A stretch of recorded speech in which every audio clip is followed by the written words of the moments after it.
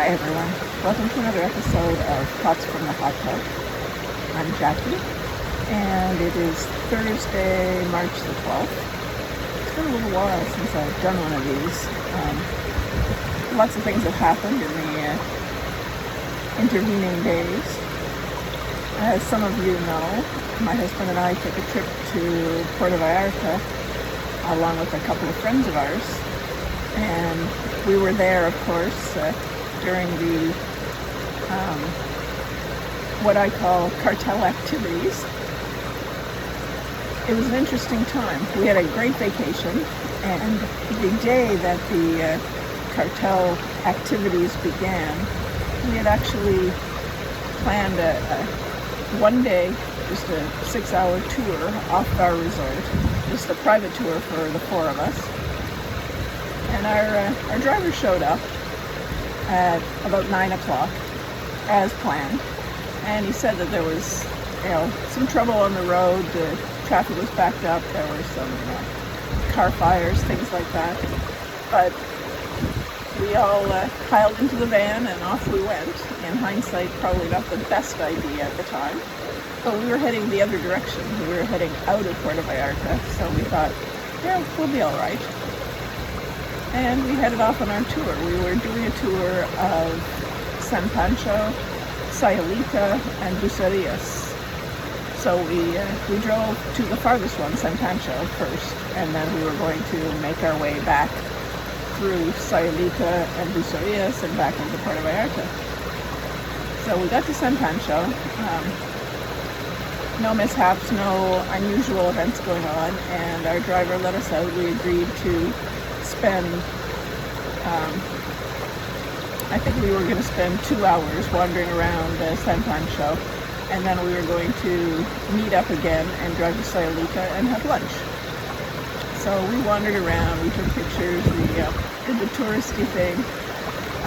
After about an hour, we'd seen enough, but we couldn't reach our driver. He was busy doing something. He didn't notice our texts. So we met him at the scheduled time. Unfortunately, when we met him, he told us that the roads were closed and we couldn't leave San Pancho at that point. We were going to have to stay for a while. So we thought, we should probably go and find some lunch. So he took us to a little beach restaurant. There were plenty of people around at that point, and we all sat down and got our menus and ordered some margaritas, and we're getting ready to order our lunch. And the waitress came by and she said the kitchen is closing in an hour. Everything was shutting down because of the activities going on in the surrounding areas. So we kind of looked at each other and we weren't sure what we were going to do. So in addition to ordering lunch, we ordered supper to go. It took a while. We got all our food. We had some more margaritas. There were still lots of people on the beach, in the restaurant and around. A few people were getting kind of concerned. My friend was a little worried. She was not happy about being there. She was very concerned. We tried to console her, of course, but there wasn't a whole lot we can do when we don't really know what's going on either. So I wandered around a little bit talking to people. It began to look like we weren't going to be able to leave the area, so I started searching for a hotel, a room for us to stay in for the night. The driver suggested that was the best thing to do rather than 5 of us sleeping in his van. So, I hunted around and I found finally an Airbnb and I booked it. But the owner had 24 hours to get back to me, which wasn't really going to do me a whole lot of good. So we kept looking and I kept talking to people, and we eventually met, various people that offered us sofas or their floor and things like that in their rooms because they weren't able to go anywhere either. Some of them were supposed to be leaving that day and they weren't going to be able to leave. It wasn't a great situation, but at least it looked like we would have a place to stay. I actually ran into a couple of people who knew people that I know, which was really interesting. One fortuitous encounter was with a group of women who were on a ladies' trip, and it turned out that they each had a room of their own in a hotel, and each room had two beds, two double beds. So after some conversation amongst themselves, they agreed that two of them would share a room and let us use one of the rooms for the four of us. So that, that was wonderful. It was, really nice of them. So we all went back to the hotel and organized that. At this point, all of the stores, all of the little shops were closed in San Pancho. The streets are, quieting down. Everything is pretty dead. So we kind of went up to the room, not really sure what we were going to do. We weren't planning to stay overnight, so of course we don't have anything with us, not even phone chargers, because we weren't expecting to be gone very long. But more important things like medications that each of us takes, that sort of thing, we didn't have that with us either. So there was a little bit of concern about staying overnight, but nothing unmanageable at this point. We talked to our driver again, and he said he was going to park the van in a place where it was kind of out of sight, and he had a place to go, and he would keep in touch with us, and as soon as the roads were open, he would get us out of there. So that was kind of it. We didn't have a deck of cards, we didn't have anything at all. So I asked at the lobby if they had anything like that, and she hunted around a little bit at the desk and couldn't find any cards, but she gave me a bunch of paper out of the printer, so I made a deck of cards, very, very crude deck of cards, so that we had something to do for a few hours. And then my friend's husband, my other friend, he and I went out and we wandered around a little bit. Jerry, my husband, wasn't real excited about that idea. He wanted me to stay close, and he was a little bit concerned about what was going on. I guess probably I was a little bit naive about the whole situation, but I didn't think that there was any real concern where we were, because we were far away from Puerto Vallarta, and that's where all the action was happening. There had been some rumors that the cartel was going to start disrupting tourism, was the term that they used, in order to get the government to meet their demands. No idea what disrupting tourism means, of course, but I mean, they were closing down airports, things like that. They were blocking tourists from coming and going, and that pretty much disrupts everything. But again, where we were, it didn't feel like there was a real problem, other than everything was closed down because people weren't sure if somebody was going to show up or if there was going to be any activity in our area. So it was a very long night.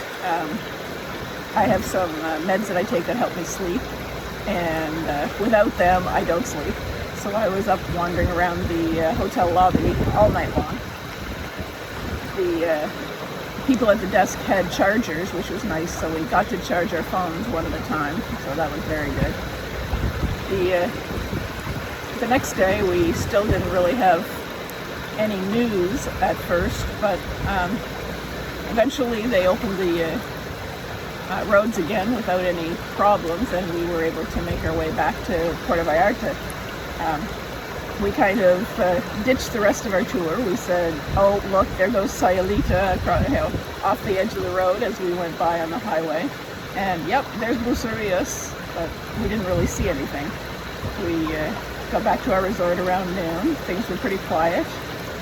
Our driver, who is has a private tour company, was asked by our resort if he would be willing to take customers away. Normally he's not allowed on the resort at all because he is a private company. So he kind of, shrugs. He goes, "Oh, sure, you want me now?" Everything changes when there's a little bit of a problem. Anyway, it all turned out to be good. A little bit of excitement for one of our weekends, and that's about it.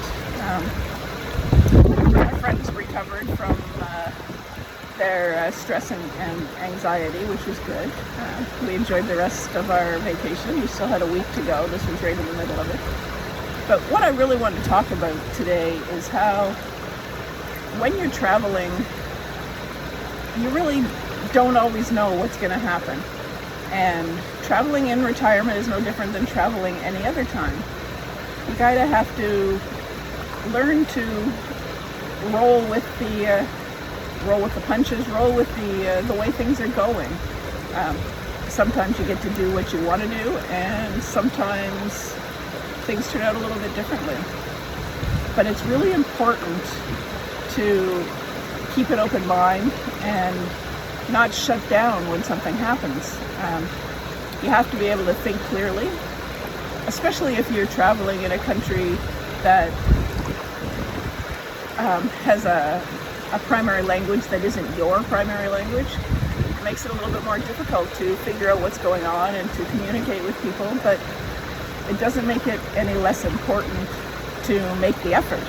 And I think something we need to think about for those of us who want to do more traveling is that as we age, we tend to become a little bit less flexible in our plans and in our thoughts, and that doesn't serve us well. We need to always be open to other possibilities and be willing to at least consider different points of view and different thoughts on a situation, because you never know when something is going to happen. And that's no reason not to travel, but make some plans, do some pre-planning maybe. We were kind of joking, and not really, saying that whenever we go on tours in the future, we'll take phone chargers with us, we'll take overnight medications, or maybe a couple of days, we'll take a deck of cards, the things that you really need, because you never know what's going to happen. Everything turned out fine. We had tons and tons of food, and we were lucky enough to have a place to stay. When we were driving back, we saw lots of burned out cars on the road, so there definitely was some activity going on. And back in Puerto Vallarta, things were very quiet. Not as many tourists around, not as many flights going in and out. So everyone gets scared. Everyone's nervous about what could potentially happen. But I think the important thing is to remember that if you keep your wits about you and think a little bit about possibilities, you'll be okay. You don't do silly things. And maybe I did do silly things. I went for a walk on the beach. I strolled around the town, looking for a bottle of wine because I had nothing else to do. The grocery store was completely backed up. They were only letting in a few people at a time, and those people completely cleaned it out, so there was nothing there. But I guess it all just kind of boils down to being able to pivot when things don't go the way you want them to. And that comes from keeping your wits about you, keeping your mind open, and being willing to experience what I can only call adventures. So anyway, a lot of rambling just to say we had a great vacation, and we learned a few lessons. So this is Jackie, and I'm signing off from Thoughts in the Hot Tub for Thursday, March the 12th.